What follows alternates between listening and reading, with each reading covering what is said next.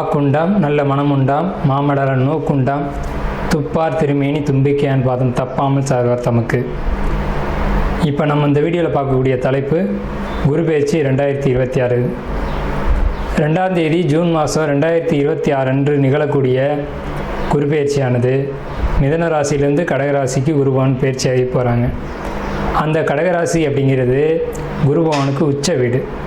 So அந்த உச்ச வீட்டுக்கு குருபவன் போகும்போது தன்னுடைய முழு வீச்சில் நன்மைகளை அனைத்து ராசிகளுக்குமே கொடுப்பார். அதில் குறிப்பிட்டு சொல்லணும் அப்படின்னா ரிஷபம், மிதுனம், கடகம், சிம்மம், துலாம், தனுசு, கும்பம், மீனம் இந்த 8 ராசிகளுக்கும் முழுமையான நற்பலன்களை அதிகப்படியாக கொடுத்துட்டு மற்ற ராசிகளை 4 ராசிகளை தீமைகளை கொடுக்க போகிறது இல்லை. ஆனால் இந்த ராசிகளுக்கு கொடுக்கக்கூடிய முழு சுப பலன்களை அவங்களுக்கு கொடுக்கறதுல கொஞ்சம் தாமதப்படும், அவ்வளோதான். குரு பகவான் இயற்கை முழு சுப கிரகம் அப்படின்னு பேர். குரு பகவானுடைய காரகத்துவம் அப்படின்னு பார்க்கும்போது ஒழுக்கம், நேர்மை, மெரிட்டாக நடந்துக்கிறது, இந்த மாதிரியான விஷயங்களுக்கெல்லாம் காரகத்துவம் வைக்கிறாங்க. அதனால் இவருக்கு பேர் தன புத்திரக்காரகன்னு பேர். குரு அப்படின்னாலே ஒருத்தருக்கு வழிகாட்டுறவர் அப்படின்னு பேர். ஸோ இந்த அடிப்படையில் குரு பகவானுடைய பேச்சு அப்படிங்கிறது இந்த 12 ராசிகளுக்கும் முழு சுபத்தன்மைகளை இருந்தாலும் மேலே சொன்ன 8 ராசிகளுக்கு அதிகப்படியான நன்மைகள் நடக்க இருக்குங்க. இந்த மீதியுள்ள 4 ராசிகளும் பரிகார ராசிகளை இங்கே எடுக்க வேண்டியதில்லை, ஏன்னா அதுக்கும் நல்ல பலன்களை தான் கொடுக்க போகிறாங்க. இருந்தாலும் இந்த 12 ராசிக்காரங்களும் இந்த 2ஆம் தேதி மார்ச் மாதம் 2026 வருஷம் டைம் நீங்கள் பார்க்க வேண்டிய அவசியம் இல்லை. நீங்கள் வசிக்கக்கூடிய இடத்துக்கு பக்கத்தில் இருக்கக்கூடிய சிவாலயத்துக்கு போயிட்டு சிவனுக்கு ஒரு அர்ச்சனை செய்துட்டு வந்தீங்க அப்படின்னா மிகவும் ஒரு சிறப்பான ஒரு விஷயமா இருக்கும். குரு பகவானை வழிபடுறது மூலமாக ஒருத்தருக்கு தனம் கிடைக்கும், கல்வி கிடைக்கும், பொருளாதாரம் கிடைக்கும், சமுதாயம் அந்தஸ்து கிடைக்கும், கௌரவம் கிடைக்கும். நம்ம சொல்கிறோம் இல்லைங்களா, ஒயிட் காலர் ஜாப்னு சொல்கிறோம் இல்லைங்களா, பேங்க்கில் வேலை பார்க்கக்கூடியவங்க, பணத்தை எண்ணக்கூடியவங்க, அழுக்குப்படாமல் வேலை செய்யக்கூடியவங்க, இந்த மாதிரியான விஷயங்களுக்கு காரத்துவம் வைக்கக்கூடியவர் யாருன்னு கேட்டிங்கன்னா குரு பகவான் தான். அதுலேயும் கடகராசியில் குரு வர்றது அப்படிங்கிறது கஜகேசரி யோகம்னு பேர். கஜகேசரி அப்படின்னா 100 யானைகள் சண்டையிட வரும்போது ஒரு சிங்கம் எதிர்த்து போட்டிட்டு அந்த 100 யானைகளையும் விரட்டி தள்ளுறது அப்படின்னு பேர். ஸோ இப்படிப்பட்ட கஜகேசரி யோகத்தில் நிகழக்கூடிய இந்த குரு பெயர்ச்சி 2026ஆம் ஆண்டு அப்படிங்கிறது 12 வருஷத்துக்கு ஒரு முறை ஒரு சிறப்பு வாய்ந்த ஒரு வருஷமாக இருக்கும். இதுக்கு பிறகு இன்னும் ஒரு 12 வருஷம் கழித்து தான் இந்த ஒரு சிறப்பான ஒரு குரு பெயர்ச்சி அப்படிங்கிறது நிகழும். ஸோ உங்களுக்கு இந்த குரு பெயர்ச்சி கடகராசிக்கு பயிற்சி ஆகுது. குரு பலன் அப்படின்னு பார்க்கும்போது சந்திரன் என்ற வீட்டுக்கு, அதாவது கடகராசிக்காரங்களுக்கு அல்லது ரிஷபராசிக்காரங்களுக்கு மேலே சொன்ன இந்த 8 ராசிக்காரங்களுக்கும் குரு பலன் அப்படிங்கிறது வந்துடும். ஸோ குரு பலன் வந்துருச்சு அப்படின்னாலுமே திருமணம், குழந்தை பாக்கியம், பொருளாதாரம், வேலை வாய்ப்புகள் போன்ற அனைத்து விதமான சுபகாரியங்களும் நடக்கும். சுபகாரியம் நடக்கணும் அப்படின்னா குரு பலன் வேணும். சந்திரன் என்ற வீட்டுக்கு குரு வர்றது, அவர் வீட்டுக்கு சந்திரன் என்ற வீட்டுக்கு 2ஆம் வீட்டில் குரு வர்றது, சந்திரன் என்ற வீட்டுக்கு 5ஆம் வீட்டில் குரு வர்றது, சந்திரன் என்ற வீட்டுக்கு 7ஆம் வீட்டில் குரு வர்றது. இப்போது மகர ராசிக்காரங்களுக்கு 7ல் குரு, இதுவே மீன ராசிக்காரங்களுக்கு 5ல் குரு. இப்படி 5, 7, 9, 11. இப்போ அந்த அடிப்படையில் பார்க்கும்போது மீன ராசிக்காரங்களுக்கு 5ல் குரு, தனுசு ராசிக்காரங்களுக்கு அது விழுகாது. இதே விருச்சிக ராசிக்காரங்களுக்கு 9ல் குரு. அப்போ விருச்சிக ராசிக்காரங்களுக்கு குரு பலன் இருக்குது 11. கன்னி ராசிக்காரங்களுக்கு 11ல் குரு. ஸோ இவங்களுக்கெல்லாம் கன்னி, கடகம், விருச்சிகம், மகரம், மீனம் இந்த ராசிக்காரங்களுக்கெல்லாம் குரு பலன் அப்படிங்கிறது நிகழ்ந்திருக்கு. ஸோ இவங்களுக்கெல்லாம் கல்யாணம், திருமணம், குழந்தை பாக்கியம், வேலை வாய்ப்புகள் போன்ற அனைத்து சுப விஷயங்களும் கண்டிப்பாக கிடைக்கும். இப்போ 12 ராசிக்கு உண்டான பலன்களை தனித்தனியாக நம்ம பார்ப்போம்.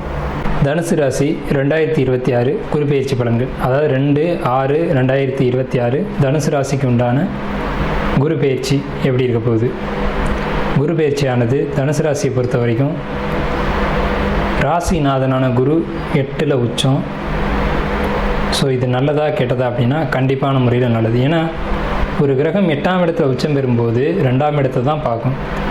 அப்போ பணம், பொருளாதாரம், குடும்பம், மனைவி, குழந்தைகள் இவங்களை பொறுத்த வரைக்கும் ரொம்ப பெரிய ஒரு சந்தோஷமான விஷயத்தை நம்ம சொல்லலாம். என்னென்னு கேட்டிங்கன்னா, குழந்தைங்களுடைய நடவடிக்கையினால் சமுதாயத்திலையும் உறவினர்கள்ட்டையும் நண்பர்கள் முன்னிலையிலையும் ஒரு மதிப்பு, மரியாதை, அங்கீகாரம் இது போன்ற விஷயங்கள்லாம் கிடைக்கக்கூடிய அமைப்பு கண்டிப்பான முறையில் இருக்குது. அதே போல் பொருளாதார தட்டுப்பாடுகள் அப்படிங்கிறது வராது. சேமிப்புகள் கண்டிப்பாக உயரும். இவ்வளோ நாள் செலவு மட்டுமே பண்ணிகிட்டு இருந்த நம்ம இப்போ பணம் காசு சேர்த்து வைக்கணும், அதே மாதிரி நகைகள் வாங்கி வைக்கணும் அப்படிங்கிற ஒரு எண்ணத்துக்குள்ளே வந்து குழந்தைகளுக்காகவோ மனைவிக்காகவோ நகையை சேர்க்கக்கூடிய ஒரு அமைப்பு அப்படிங்கிறது. ஏன்னா எதிர்கால திட்டமிடல், குழந்தைங்க இப்போ பொம்பளை பிள்ளை வச்சுருக்காங்க அப்படின்னா அவங்களுக்கு நகை சேர்க்கணும் இல்லையா, அதுக்கான ஒரு அமைப்புகள்லாம் இந்த குருபெயர்ச்சிக்கு பின்னாடி நகை வாங்கி சேமிப்பீங்க. அதுலேயும் அரிதான நகைகள்னு சொல்லக்கூடிய டிசைனான ஒரு நகைகள், ஒரு வளையல், மோதிரம், செயின், இது மாதிரி முக்கியம். அதாவது சொல்லப்போனால் ஒரு நல்ல காஸ்ட்லியான ஒரு நகையை வந்து சேர்த்து வைப்பீங்க இந்த குரு பேச்சில். ஏன்னா குரு உச்சம், அவர் 2ஆம் இடத்தை பார்க்குறாரு. 3க்கு அதிபதியான சனி பகவானை 4ஆம் வீட்டில் இருக்கக்கூடிய சனி பகவானை 9ஆம் பார்வையை பார்க்குறாரு. ஸோ சொல்லப்போனால் உங்களுடைய குழந்தைகளுக்கு தேவையான நகை, ஆடம்பர பொருட்கள் அனைத்துமே நீங்கள் இந்த காலகட்டத்தில், அதாவது இந்த காலகட்டம்னு சொல்லக்கூடிய இந்த குரு பயிற்சி காலகட்டத்தில் வாங்கி சேர்த்துருவீங்க. ஆனால் ஒரே ஒரு விஷயம், இந்த குரு பயிற்சி காலகட்டத்தில் ஏதாவது ஒரு கம்மல், மூக்குத்தி இது போன்ற சின்ன விஷயங்களை நீங்கள் மிஸ் பண்ணுறதுக்கான ஒரு வாய்ப்பு இருக்குது. அதனால் என்ன செய்யுங்க அப்படின்னா, கையில் அணியக்கூடிய மோதிரத்தை பொறுத்த வரைக்கும் டைட்டாக இருக்கான்னு பார்த்துக்குங்க, உருவாத அளவுக்கு பார்த்துங்க.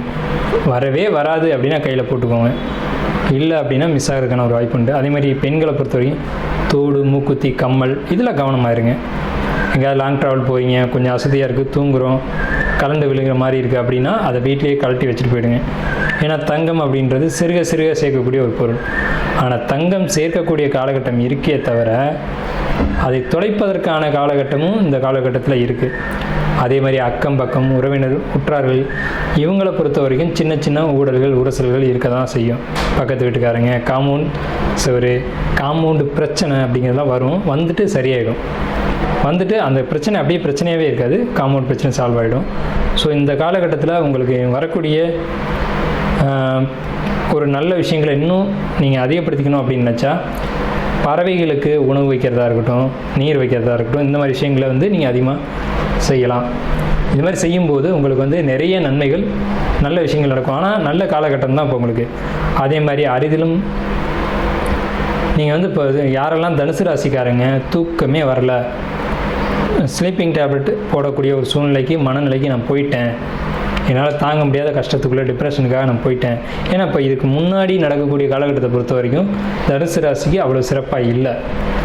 ஸோ அதனால் இந்த மாதிரியான ஒரு சூழ்நிலைக்கு போயிட்டேன் அப்படின்னு சொல்லக்கூடிய தனுசு ராசிக்காரங்களை பொறுத்த வரைக்கும் இந்த குரு பெயர்ச்சிக்கு பின்னாடி ஒரு மன அமைதி, மன சந்தோஷம், ஒரு மனசுக்கு ஒரு நிறைவான காலகட்டம் இருக்கிறதுனால எந்த ஒரு மருந்தும் தேவைப்படாமல் ஆட்டோமேட்டிக்காக இயற்கையான தூக்கமே ஏற்படும். தூக்கம் மட்டும் இல்லை, நீண்ட தூர பயணங்கள் ஏற்படும். அந்த பயணமும் ஒரு ஒழுங்கோடு இருக்கும். எப்படின்னு கேட்டிங்கன்னா, நேரத்துக்கு போயிட்டு நேரத்துக்கு வர்றது, நேரத்துக்கு சாப்பிட்றது, நேரத்துக்கு தூங்குறது, நேரத்துக்கு எழுந்திருக்கிறது, இது போன்ற ஒரு ஒழுக்கமான நடவடிக்கைகள் அப்படிங்கிறது உங்கள் லைஃப்பில் இந்த குரு பயிற்சிக்கு பின்னாடி இருக்கும். இதன் மூலம் உங்கள் வாழ்க்கையில் லைஃப் ஸ்டைல் அப்படிங்கிறது ரொம்ப சிறப்பாக இருக்கும். ஸோ இது வந்து ஒரு நல்ல விஷயம். உங்களுக்கு ஹெல்த் வைஸ் பொறுத்த வரைக்கும், உடல் ஆரோக்கியம் அப்படிங்கிறத பொறுத்த வரைக்கும், இது வரைக்கும் ரொம்ப ஃபேட்டாக இருந்த நீங்கள் இனிமேல் ரொம்ப ஃபிட் ஆகிடுவீங்க அப்படின்னு சொல்கிறத பொறுத்த வரைக்கும், உடம்பு வெயிட்டாக இருக்கட்டும் அல்லது உடலில் வந்துட்டு ஹார்ட்டு சம்மந்தப்பட்ட பாதிப்புகளாக இருக்கட்டும். ஏன்னா இதுக்கு இந்த சமயங்களில் வந்து உங்களுக்கு இருதயம் சம்மந்தப்பட்ட பாதிப்புகள் வரக்கூடிய ஒரு அமைப்பு இருக்குது. நாமளுமே மாத பலன்கள் அதெல்லாம் சொல்லியிருக்கோம். ஸோ அந்த பாதிப்புகள் குரு பெயர்ச்சிக்கு பின்னாடி வராது. குரு பெயர்ச்சிக்கு பின்னாடி உங்களுடைய உடல்நிலைகளில் பொறுத்த வரைக்கும் வெயிட் போடும். அந்த வெயிட்டை மட்டும் கண்ட்ரோல் பண்ணிக்கோங்க. ரெகுலராக தொடர்ந்து காலையில் சீக்கிரம் விழிக்கிறது, அதாவது சீக்கிரம் விழிக்கிறதுனா அந்த டைமுக்கு எழுந்திருக்கிறது, யோகா, உடற்பயிற்சி போன்ற விஷயங்களை பண்ணிக்கிறது, இதன் மூலமாக நீங்கள் வந்து சரி செஞ்சுக்கோங்க. மற்றபடி இல்லை 24 மணி நேரம் நான் வேலைன்னு ஓடி இந்த குரு பயிற்சியில் 12 ராசிக்கும் நம்ம வந்து பலன்கள் சொல்லியிருக்கோம். இதை பொறுத்த வரைக்கும் பொதுவான பலன்கள் தான். நீங்கள் தனிப்பட்ட ஜாதகங்களை பார்க்கணுன்னு நினச்சாலும் சரி, அல்லது உங்களுக்கு ஜோதிடம் சம்மந்தப்பட்ட சந்தேகங்கள் இருந்தாலும் சரி, வாஸ்து சம்மந்தப்பட்ட விஷயங்களில் சந்தேகம் இருந்தாலும் சரி, அல்லது பிரசன்னம் பார்க்கணும் அப்படின்ற ஒரு விஷயம் இருந்தாலும் சரி, இல்லை சந்தேகங்கள் கேட்கணும் அப்படின்ற அடிப்படையில் இருந்தாலும் நம்மளுடைய எண் வந்து கீழே கொடுத்துருக்க ஸ்க்ரீனில் கீழே கொடுத்துருக்காங்க. இந்த நம்பரை கான்டாக்ட் பண்ணி எப்போ வேணாலும் நம்மகிட்ட வந்து அப்பாயின்மெண்ட் வாங்கிட்டு ஜாதகம் பார்க்கலாம். இல்லை மற்ற சந்தேகங்கள் இருந்தாலும் நீங்கள் கேட்கலாம். ஸோ உங்களுக்கு வந்துட்டு மேலே சொன்ன விஷயங்கள் பூராமே பொதுவான விஷயங்கள் தான். மேலே நம்ம கொடுத்துருக்கோம் பார்த்தீங்களா, இது எல்லாமே பொது பலன்கள் தான். உங்களுடைய தனிப்பட்ட ஜாதகம் வந்து தனிப்பட்ட விஷயங்களை சுட்டி காட்டும். அது தெரிஞ்சுக்கணும் அப்படின்னு ஆசைப்பட்டீங்க அப்படின்னாலும் நீங்கள் ஃபோன் பண்ணி கேட்டுக்கலாம். இல்லை சார் நீங்கள் பேசியிருக்க விஷயத்தில் எனக்கு குழப்பம் இருக்குது அப்படின்னாலும் சந்தேகம் கேட்குறது கூட கேட்டுக்கலாம். அதுக்கு வந்து பணம் கட்டணும் அப்படின்ற அவசியம்லாம் கிடையாது. நீங்கள் சந்தேகம் கேட்டுக்கலாம்.